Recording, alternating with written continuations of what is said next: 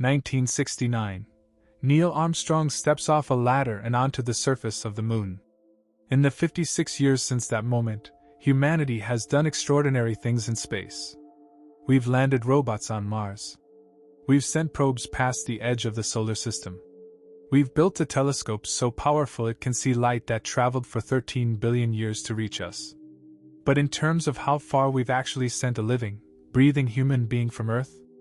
Zero progress. Not a single kilometer further than Apollo 17 in 1972. That changes very soon. Artemis 2 is going to carry 4 astronauts on a journey around the moon. And when they get there, they will be further from Earth than any human being has ever been in the entire history of our species. But this mission is not just about breaking a distance record. It's about answering a question that NASA absolutely must answer before they can send anyone back to land on the moon. Is this spacecraft actually ready? This is everything you need to know about Artemis 2, the crew, the rocket, the mission plan, and the moments that could make or break the entire future of human space exploration. Let's start with the 4 people strapping themselves into this thing. First, Commander Reed Wiseman. 27 years as a U.S. Navy fighter pilot before NASA even looked at him. He's been to the ISS, he ran NASA's entire astronaut office, and now he's leading the first crewed mission to the moon in over half a century. Second, pilot Victor Glover. Another Navy aviator, deployed in Operation Iraqi Freedom. He made his first trip to orbit in 2020 on a SpaceX Dragon capsule. Now he'll be the one manually flying Orion around the moon. Third, mission specialist Christina Koch. Her background reads like a dare. Electrical engineer. Antarctic field researcher. Firefighter. NASA astronaut since 2013.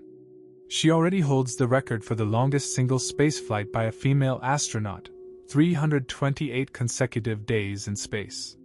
She knows what long-duration spaceflight does to the human body better than almost anyone alive. And fourth, mission specialist Jeremy Hansen. Fighter pilot. Aquanaut, meaning he's completed long-duration deep-sea diving missions, which is about as close to space as you can get on Earth. He has never actually been to space before. But he's about to become the first Canadian in history to reach the moon. These 4 people will spend 10 days in space. They'll travel over 400,000 kilometers from Earth, further than any human has ever gone.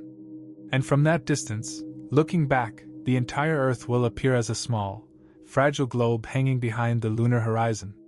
That image was first captured by the Apollo 8 crew in 1968. A photograph known as Earthrise. Before that photo existed, most people had never truly seen Earth as a single object floating in the blackness of space. That image changed how an entire generation thought about this planet. Artemis 2 will give us that moment again. For the first time in decades, human eyes will see that view in person, and this time, they'll be filming it in 4K. Now let's talk about the vehicle carrying them there. The spacecraft is called Orion. But this specific capsule has been given a name by its crew, Integrity.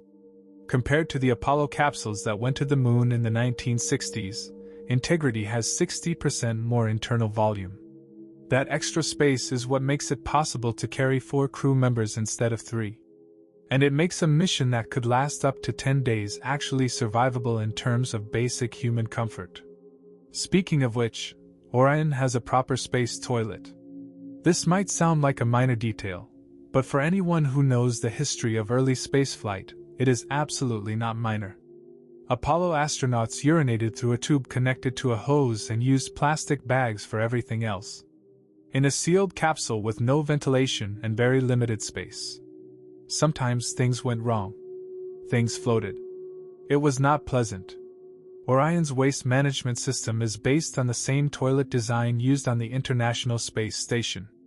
It's built into the wall of the capsule behind a small door. Small victories matter in space. The crew is also bringing exercise equipment.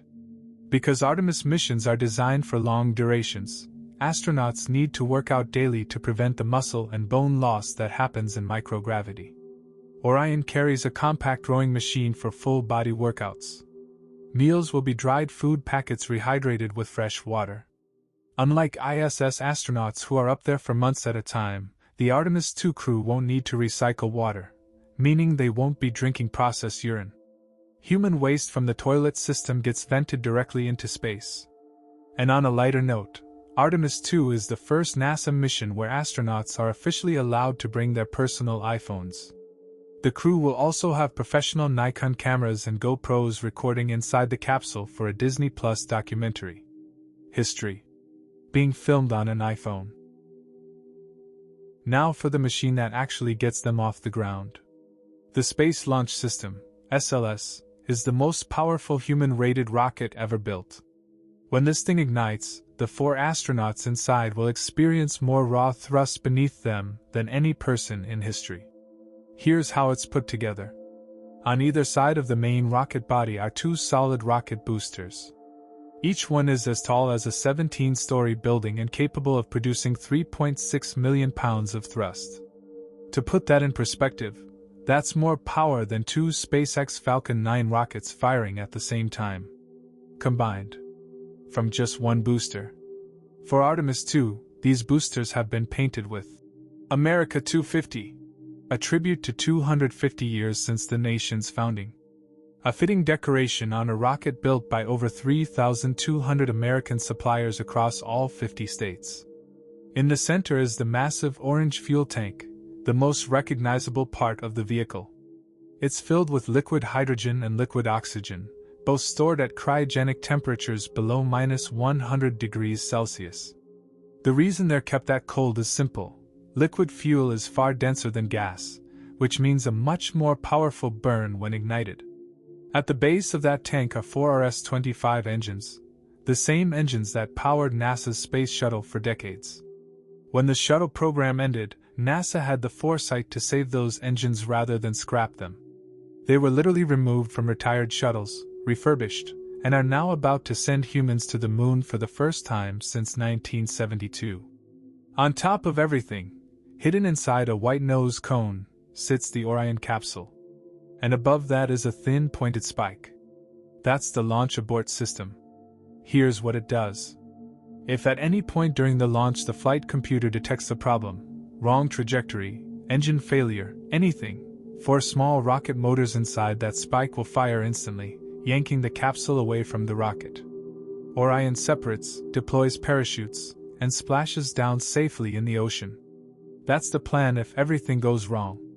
Now let's talk about what happens when everything goes right. Launch day. The moment NASA has spent the better part of a decade building toward. The sequence starts at T0. The 4 RS-25 core engines ignite first.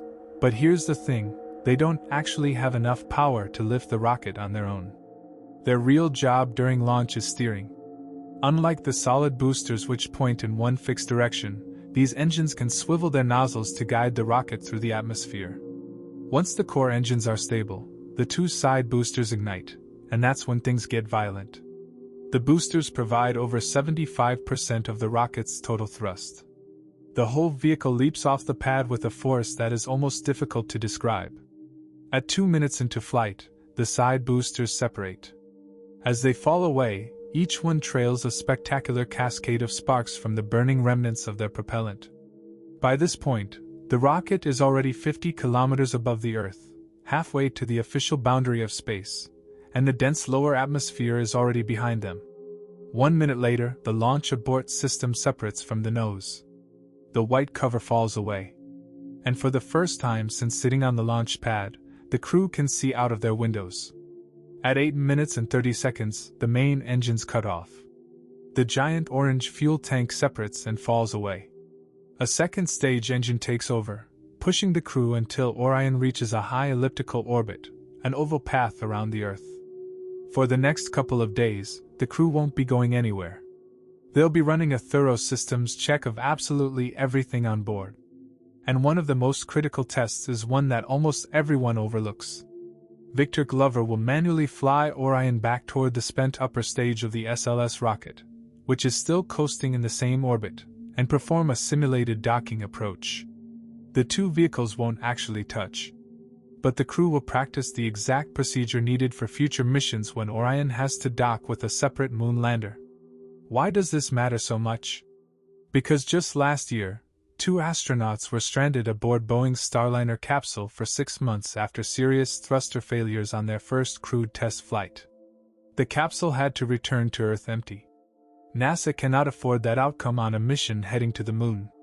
If everything checks out, they burn the engine and head for the moon. If anything looks wrong, they come home early. There's no gray area here. Assuming all systems pass, the service module engine fires and sends Orion onto what's called a free return trajectory. From this point on, NASA hands control to physics. The moon's gravity pulls Orion in, swings it around the far side, and the Earth's gravity pulls it back home. No constant engine burning required. It's an elegantly efficient flight path, and it's the exact same trajectory that saved the crew of Apollo 13 after an oxygen tank exploded on board and knocked out their service module entirely. The journey to the moon takes 4 days. During that time, the crew will be conducting experiments, mostly on themselves. With modern wearable biometric sensors that didn't exist in the Apollo era, NASA will be collecting detailed data on how deep space affects the human body in real time. Heart rate, sleep quality, stress levels, bone density changes, all monitored continuously. One of the biggest concerns on any deep space mission is radiation.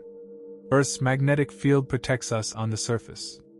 Low Earth orbit is still partially shielded. But out beyond that, in deep space, the crew is fully exposed to cosmic radiation from every direction. There's no way to completely shield against it. But there is a plan for the worst-case scenario. If a solar flare or a coronal mass ejection, a massive burst of radioactive plasma from the sun, is detected heading toward the spacecraft, the crew will move into a designated shelter area beneath the floor of the main cabin, surrounded by densely packed bags of food and supplies. The mass of the stored materials provides additional shielding. It's not a perfect solution. But in space, imperfect solutions save lives. On day 6, Orion reaches the moon. The approach is from a wide arc, coming within about 10,000 kilometers of the surface on the far side, much further out than any Apollo mission, which flew at just over 100 kilometers altitude. The view will be different. Wider. More of the lunar surface visible at once than any astronaut has ever seen. And with modern telephoto cameras and high-resolution sensors, the crew can zoom in to see surface detail that the Apollo crews could only dream of. Their time near the moon lasts only a few hours. Then gravity takes over again and the long arc home begins. 4 more days of travel and Orion arrives back at Earth. Now comes the most dangerous 15 minutes of the entire mission. Re-entry from the moon is nothing like coming home from the International Space Station. The ISS orbits at relatively low speed. Orion returning from the moon will be traveling at over 40,000 kilometers per hour. The heat generated as it slams into the atmosphere peaks at over 2,760 degrees Celsius. That is nearly half the temperature of the surface of the Sun. The service module separates. Integrity flips around so its heat shield faces the oncoming atmosphere. And then the capsule hits air. For several minutes the crew will be inside a fireball, unable to communicate with ground control, experiencing forces several times the weight of gravity pressing them into their seats. The heat shield, tested once before on the uncrewed Artemis 1 mission in 2022, will either hold or it won't. We already know it held once. That gives NASA enough confidence to put humans behind it. But that's the nature of human spaceflight. Confidence is not certainty. If the heat shield performs as expected, 3 parachutes will deploy in sequence. First small drogue chutes to slow the descent, then the 3 large main chutes to bring integrity down gently. The capsule will splash down in the Pacific Ocean approximately 50 nautical miles off the coast of San Diego, California. Waiting there will be a combined recovery team from the U.S. Navy, U.S. Air Force, and NASA. And when that hatch opens, when those 4 astronauts step out onto the deck of a recovery ship after traveling further from Earth than any human being ever has, it will be one of the most significant moments in the history of space exploration. Not because of what they did, because of what comes next. Here's what Artemis 2 actually is, at its core. It's not a moon landing. It's not a flag planting moment. It's not the finish line. It's a proof of concept. A test. A question being asked at 40,000 kilometers per hour. Are we actually ready to go back? If the answer is yes, if Orion performs, if the crew comes home safe, if every system does what it was designed to do, then what follows is the most ambitious chapter in human spaceflight since the Apollo era. Moon landings. A lunar base. Permanent human presence on another world. Eventually Mars. If the answer is no, if something fails, if the mission has to abort, if something goes wrong that nobody planned for, then NASA goes back to the drawing board, fixes the problem, and tries again. Because that's what the space program does. Either way, we are standing at a genuine turning point right now. For 50 years, human beings have been confined to low Earth orbit. A tiny bubble around our own planet. The ISS sits at just 400 kilometers above the surface. In cosmic terms, that's barely off the ground. Artemis 2 breaks out of that bubble for the first time in a generation. And the generation watching it, right now, today, is the generation that will witness humans walk on the moon again, build a base there, and set their sights on Mars. That's not a dream anymore. It has a launch date.